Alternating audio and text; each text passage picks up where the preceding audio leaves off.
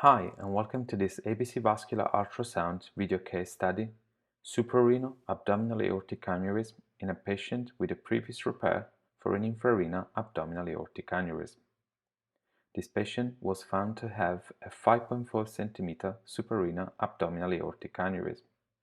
This is the B-mode transverse view of the suprarenal abdominal aortic aneurysm. We can identify Mural thrombus, and as we move the transducer caudally from the epigastric region, we can identify the tube graft used to repair the infrarenal abdominal aortic aneurysm. We can turn the transducer in longitudinal to better appreciate the connection between the tube graft and the suprarenal abdominal aortic aneurysm, which appears fusiform in shape. Due to the presence of bubble gas and poor visualization of the graft and aneurysm, we can use the phased array.